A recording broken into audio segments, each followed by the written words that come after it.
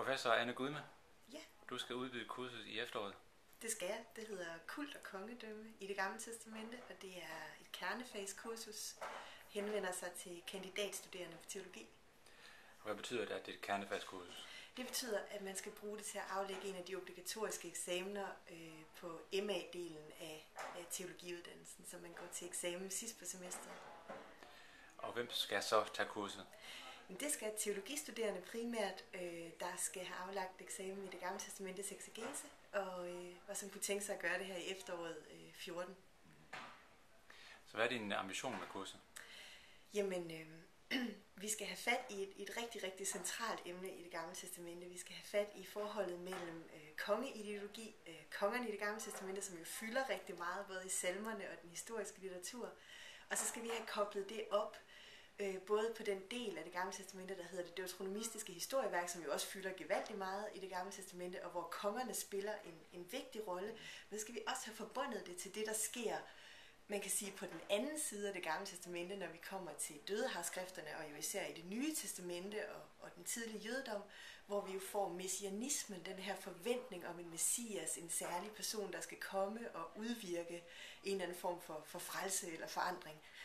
Så det bliver sådan et forløb, hvor vi starter med den næreorientalske kongeideologi, følger den i Den Gamle Testamente, ser hvordan den bliver bearbejdet, også hvordan Det Gamle Testamente nogle gange sådan, nærmest siger den imod og kæmper med den, vil gøre op med den, hvordan det kommer til udtryk i teksterne, og så slutter vi ved messianismens begyndelse.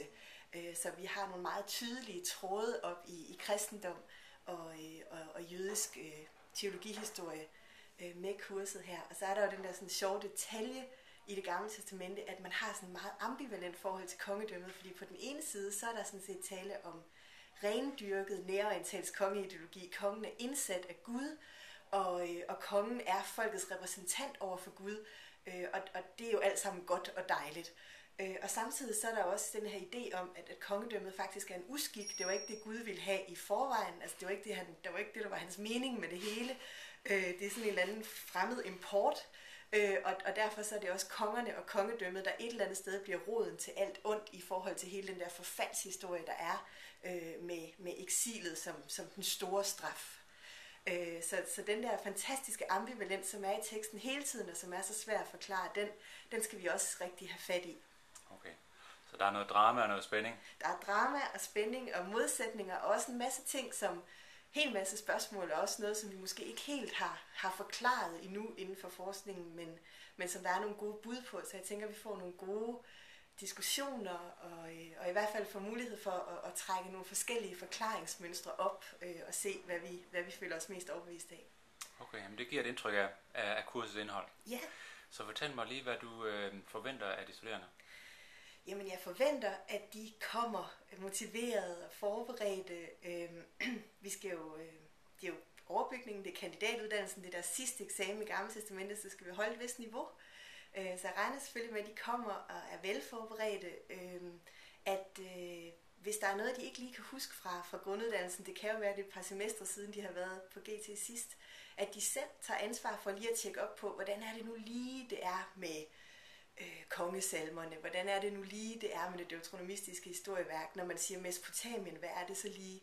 Altså, der ligger jo også et ansvar for sådan at bringe sig selv op på det niveau, som kurset starter på. Okay.